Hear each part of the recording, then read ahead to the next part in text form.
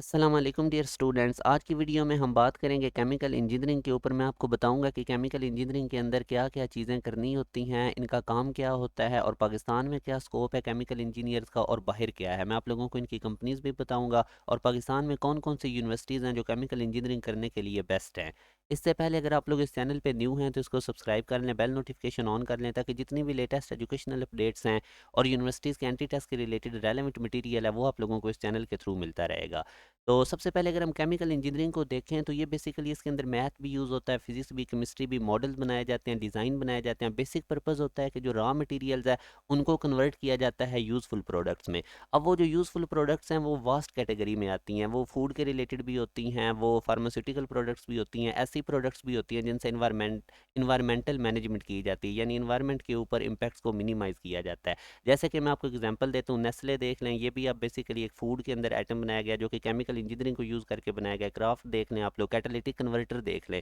अब catalytic converter जो गाड़ियों में लगा होता है वो हार्मफुल गैस जैसे कि कार्बन मोनोऑक्साइड है उनको कन्वर्ट कर देता है कार्बन डाइऑक्साइड में। तो इस तरह की प्रोडक्ट, इसी तरह जो वेस्ट मटेरियल्स होता है उनको रिसाइकल करना, उनको मैनेज करना, तो ये तमाम कैटेगरीज केमिकल इंजीनियरिंग के अंदर आ जाती हैं। इस तरह के डिज़ाइन बनाना, अब इनका काम क्या होता है? प्रोसेस करना, डिज़ाइन करना, प्रोसेस को डिज़ाइन या डेवलपमेंट करना, जो ऑलरेडी एग्जिस्टेंस है उनको इम्प्रूव करने के लिए, या क्यों कोई न्यू ऐसे प्रोसेस बनाना जिससे एफिशिएंसी को इंक्रीज़ किया जा सके, इन्वायरमेंट के ऊपर इम्पैक्ट को मिनिमम किया जा सके हार्मफुल मटेरियल्स का।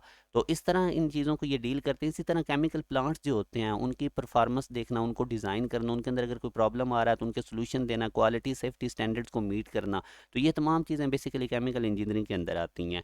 अब जो प्रोडक्ट्स होती हैं उनको डेवलप करना, अब वो प्रोडक्ट्स कौन कौन सी हो सकती हैं अभी मैं आपको बता रहा क्या, कंज्यूमर गुड्स हो सकती हैं, फार्मास्यूटिकल्स हो सकती हैं, केमिकल्स हो सकते हैं, उनकी टेस्टिंग वगैरह, उनकी रेगुलेटरी स्टैंडर्ड्स को, उनकी क्वालिटी को मीट करवाना। इसी तरह इन्वायरमेंटल मैनेजमेंट, जैसे कि मैंने आपको कैटालिटिक कन्वर्टर वाली एग्जांपल दी थी, ऐसी प्रोडक्ट्स बनाना जिससे इन्वायरमेंट के ऊपर हार्मफुल इम्पैक्ट्स को, हार्मफुल चीज़ों को, इम्पैक्ट्स को मिनिमाइज़ किया जा सके। तो ये केमिकल इंजीनियरिंग एक बहुत वास्ट फील्ड है। आप किसी स्पेसिफिक डिसिप्लिन के अंदर भी स्पेशलाइजेशन करके उसमें एक्सपर्ट बन के बहुत आगे जा सकते हैं। इसके अलावा इसके अंदर रिसर्च और डेवलपमेंट का बहुत ज़्यादा काम है। इंडस्ट्रीज़ के अंदर, यूनिवर्सिटीज़ के अंदर इसके ऊपर रिसर्च की जाती है रॉ मटेरियल से यूज़फुल प्रोडक्ट्स बनाने के ऊपर। तो ये बहुत ही एक वास्ट फील्ड है केमिकल इंजीनियरिंग। आप अगर इसमें से कोई एक डिसिप्लिन पकड़ के उसमें भी अगर स्पेशलाइज हो जाते हैं, एक्सपर्ट बनते हैं, तब भी आप लोग बहुत आगे निकल जाएंगे। तो बेसिक इसका पर्पज़ यही है कि रॉ मटेरियल से यूज़फुल प्रोडक्ट्स बनाना, और वो प्रोडक्ट्स आगे डिफरेंट टाइप्स की हो सकती हैं फूड के अंदर, इन्वायरमेंट इम्पैक्ट को मिनिमम करने के लिए। तो इस तरह करके जैसे मैं अभी आपको बता रहा था। अब अगर मैं इसकी बात करूँ तो कौन कौन सी कंपनीज़ हैं पाकिस्तान के अंदर जो कि काफ़ी ज़्यादा इन्वायरमेंटल केमिकल इंजीनियरिंग को, उनको काफ़ी ज़्यादा स्कोप है, जिधर उनको जॉब्स ऑफर करते हैं, उनमें मेन नाम एंग्रो फर्टिलाइज़र है, फौजी फर्टिलाइज़र है। तो ये तमाम लिखी हुई ये हाईली पेड जॉब देती हैं केमिकल इंजीनियर्स को, और ये बेसिकली ओवरलैप करती है इन्वायरमेंटल इंजीनियरिंग के साथ भी, इन्वायरमेंट को भी ये डील करती है। इसके अलावा अगर आप देखें तो Pakistan council of scientific and industrial research, यहाँ पर रिसर्च वर्क, नई प्रोडक्ट्स बनाने के लिए काफ़ी ज़्यादा केमिकल इंजीनियर्स को इंटरटेन किया जाता है। National institutes of food science and technology, जैसे मैं आपको बता रहा था कि फूड साइंस के अंदर भी केमिकल इंजीनियर का रोल होता है नई प्रोडक्ट्स बनाने में। जैसे मैंने नेस्ले की एग्जांपल दी थी और ढेर सारे मशरूबात वगैरह, वो केमिकल इंजीनियरिंग को ही यूज़ करते हुए बनाए जाते हैं। तो इसके अलावा अब आप देख सकते हैं नस्ट के अंदर, यूईटी के अंदर भी रिसर्च वर्क है, इनके केमिकल इंजीनियरिंग डिपार्टमेंट के अंदर बड़ी जॉब्स होती हैं केमिकल इंजीनियर्स के लिए। अब अगर हम कुछ इंटरनेशनल कंपनीज़ की बात करें तो ये मैंने इंटरनेशनल कंपनीज़ कुछ बता दी हैं, आप लोगों ने इनको देख लेना है। यहाँ पर हाईली पे, बहुत ज़्यादा पे किया जाता है केमिकल इंजीनियर्स को। बस आपको अपनी फील्ड के अंदर एक्सपर्ट होना पड़ता है, या कोई एक स्पेसिफिक डायमेंशन आप देख के उसके अंदर आप अच्छी कमांड हासिल करके बाहर जा सकते हैं, बहुत ज़्यादा स्कोप है।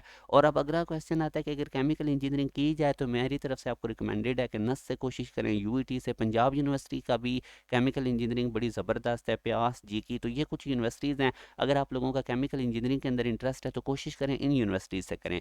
बाकी फिर मैंने आपको इसका पाकिस्तान में भी स्कोप बता दिया, बाहर भी मैंने कंपनीज़ आपको बताई हैं, उनको आप अलग से सर्च कर लें। और इसके अलावा मैंने आप लोगों को बेसिक बता दिया कि केमिकल इंजीनियरिंग में होता क्या है, रॉ मटेरियल से यूज़फुल प्रोडक्ट्स बनाना, फिर मैंने कुछ एग्जांपल्स भी आपको दी। इसके लिए अब आप लोगों को एफएससी प्री इंजीनियरिंग की होनी चाहिए। एफएससी प्री इंजीनियरिंग करने के बाद फिर ज़ाहिर है हर यूनिवर्सिटी का एक अपना टेस्ट होता है, जिस तरह यूईटी का ई कैट का होता है, नस्ट का एनईटी का होता है, प्यास का अपना टेस्ट होता है, जीके का अपना। तो वो टेस्ट आपको पास करके तो फिर आप लोगों का मेरिट बनता है आपके एफएससी के मार्क्स और एंट्री टेस्ट के मार्क्स को मिला के। तो कोई मुश्किल ये चीज़ें नहीं है, आसान होती हैं। तो केमिकल इंजीनियरिंग आई होप कि आप लोगों को काफ़ी आइडिया हो चुका होगा। इंशाल्लाह नेक्स्ट वीडियो के अंदर किसी और इंजीनियरिंग के बारे में मैं आपको डिटेल बताऊंगा। अपना ख्याल रखिएगा। अल्लाह हाफिज़।